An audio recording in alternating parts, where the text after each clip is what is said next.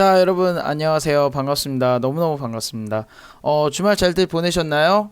이제 등교가 이제 또 끝나고 다시 이제 온라인 수업으로 들어갔는데 어떻게 지금 적응 잘 하시고 계신지 모르겠습니다. 그래요. 오늘은 우리가 이제 새로운 단원으로 이제 들어가게 됩니다. 자, 물질의 특성에서 두 번째 단원인 혼합물의 분리라는 단원에 들어가게 될 거고요. 이 혼합물의 분리라는 단원에서는요, 여러분들이 지금까지 그 물질의 특성에 대해서 여러 가지를 배우셨을 거예요. 첫 번째로는 뭐 밀도, 뭐 두 번째로는 뭐 용해도, 뭐 세 번째로는 뭐 어는 점, 끓는 점, 그 다음에 녹는 점, 뭐 요렇게 뭐 등등등등 여러 가지 물질의 특성들에 대해서 배웠는데, 이번 단원에서는 이렇게 배운 물질의 특성을 가지고 여러 가지 순물질들이 섞여 있는 혼합물들을 한번 분리하는 그런 방법을 배우는 이런 단원이 되겠습니다. 특성상 실생활에서 이런 것들이 어떻게 어디서 많이 쓰이는지 이런 것들이 굉장히 많이 나오고 있으니까 여러분들이 이게 분리 방법 그다음 플러스 실생활에서 쓰이는 여러 가지 예들 뭐 이런 것들을 여러분들이 같이 좀 정리를 해 주시면 더 좋을 것 같아요. 자, 그럼 우리 오늘 학습 목표 읽고 넘어가 보도록 하겠습니다. 자, 끓는 점차를 이용한 증류의 방법을 설명할 수 있다. 자, 끓는 점차를 이용해서 분리하는 방법이 바로 증류라는 방법이에요, 친구들. 요거에 대해서 조금 이따가 자세하게 좀 더 보기로 하고요. 자, 우리 주변에서 증류를 이용해서 혼합물을 분리하는 예를 찾아서 설명할 수 있다. 여기서 예시를 저는 한 세 가지 정도 들어드릴 예정입니다. 요 세 가지 여러분들이 잘 정리하시면 될 것 같습니다. 자, 일단은 끓는 점차를 이제 뭐 이용한 분리 전에 이제 혼합물 자체를 분리하는 것에 대해서 좀 이야기를 할게요. 혼합물의 분리를 보시면은요, 혼합물들은 각 성분들의 고유한 성질을 그대로 가지고 있습니다. 그쵸? 예를 들면은 이제 물하고 그 다음에 모래하고 이렇게 섞어 놨어요. 자, 그러면은 얘네 둘이 막 이렇게 화학적으로 뭔가 반응을 하는 것이 아니라 물은 물대로 모래는 모래대로 같이 섞여 있죠. 그죠? 물은 물대로 고유한 성질이 있을 거고 모래는 모래대로 고유한 성질이 있을 거예요.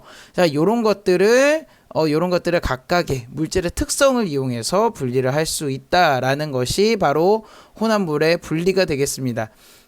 이 물질의 특성이라고 하는 것은 뭐 밀도가 될 수도 있겠고요. 그 다음에 어는 점, 녹는 점, 그 다음에 끓는 점이 될 수도 있겠고요. 자, 그 다음에 뭐 용해도가 될 수도 있겠고요.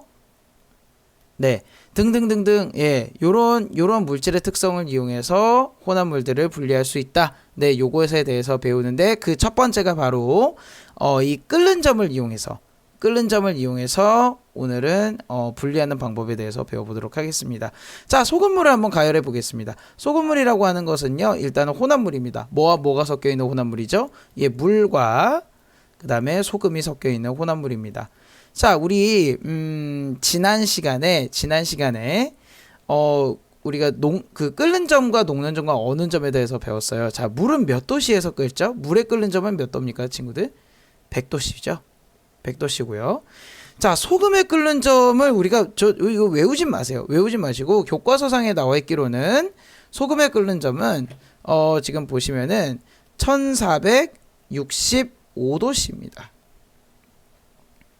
1465도씨예요. 두 물질이 끓는 점이 각각 다르죠. 그죠? 자, 끓는 점이 상대적으로 낮은 물은요, 수증기로 끓어 나오게 됩니다. 자, 이런 거 같은 경우는, 자, 가열을 몇 도씨 정도에서 하냐면요, 가열을 물에 끓는 점이 100도고요, 소금에 끓는 점은 1465도입니다. 저 같으면은 150도에서 한 200도씨 정도를 계속해서 유지를 해주면은 굉장히 좋을 것 같습니다.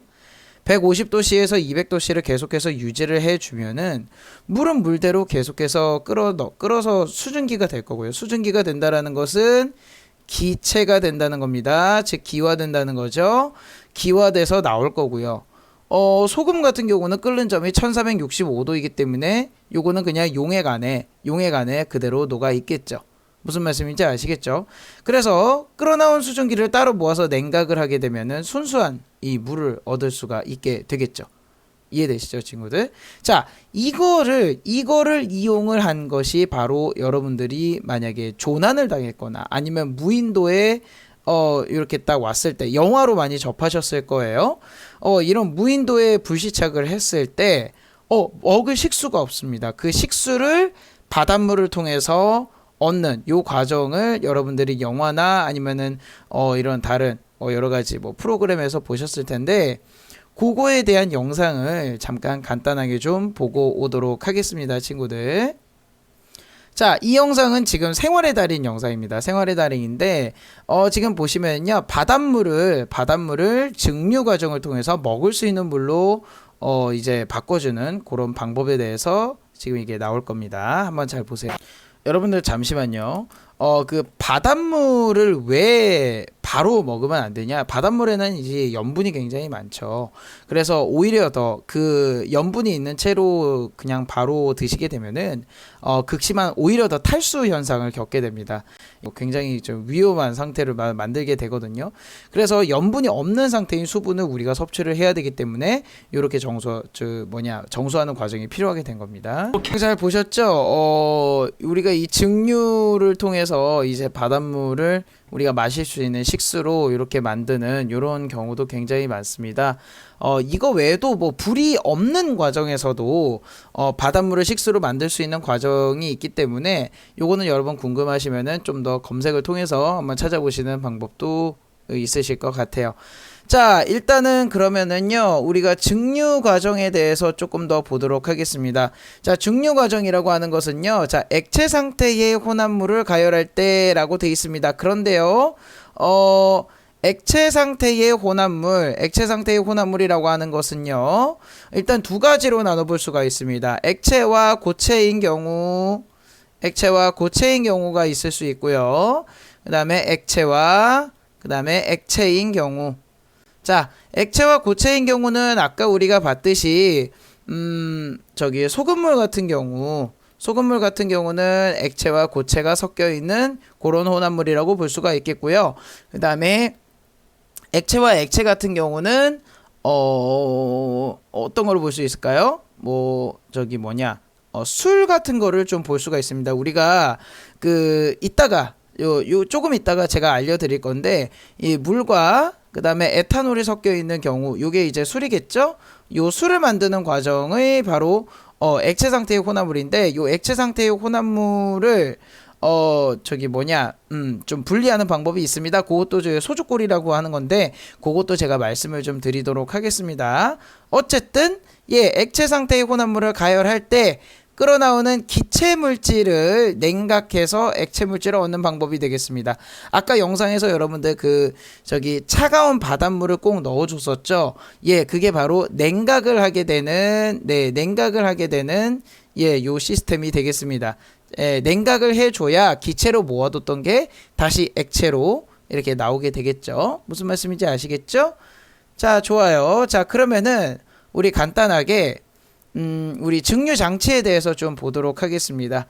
자, 증류 장치를 보시면은 일단은 여기 제가 핫플레이트 있고요.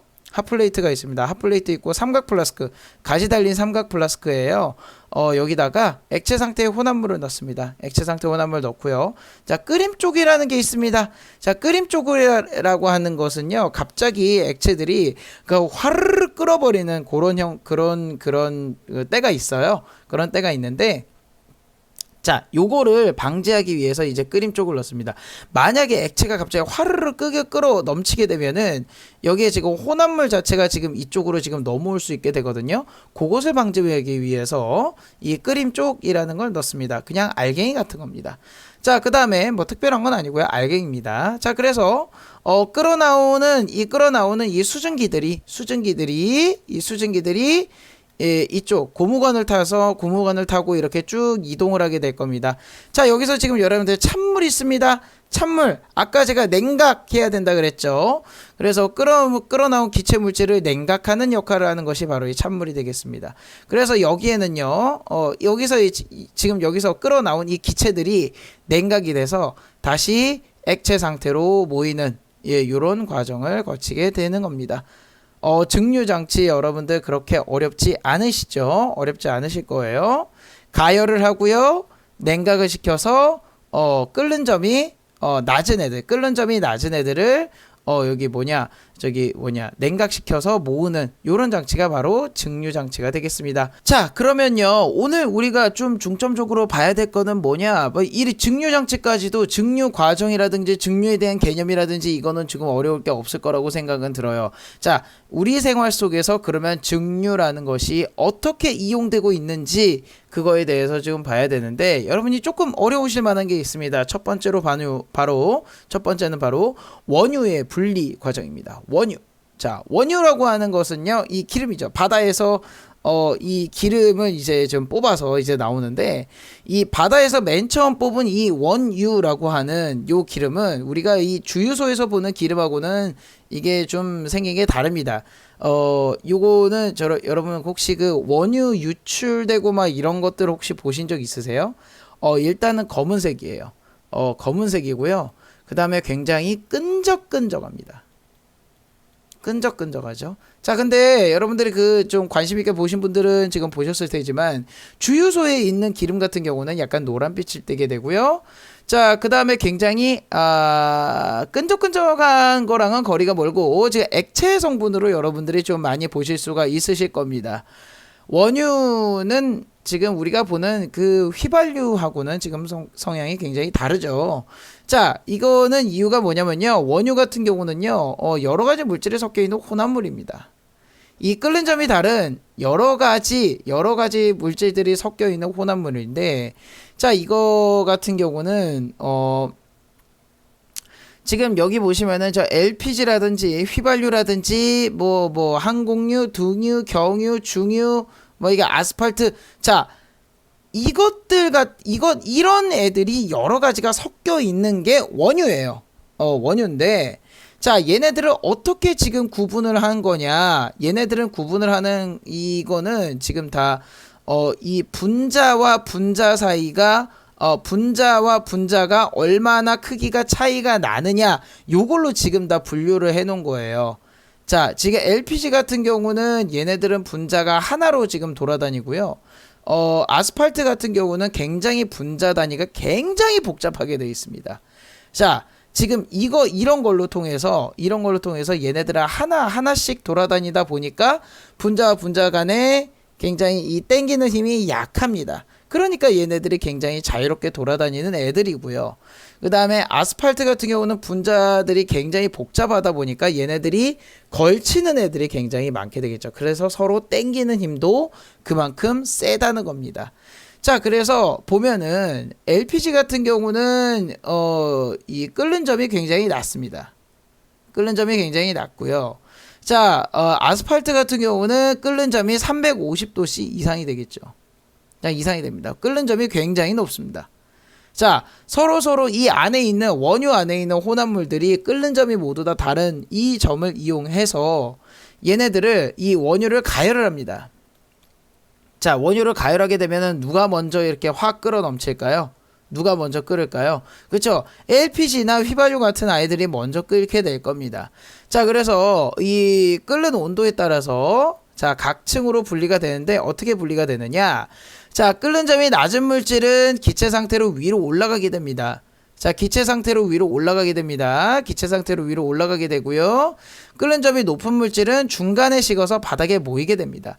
자, 그래서 끓는 점이 높은 아이들은 자, 여기서 지금 보시면은 중간에 이렇게 걸치면서 냉각이 됩니다. 끓는 점이 높은 아이들은 지금 그대로 그냥 기체 상태로 위로 올라가고요.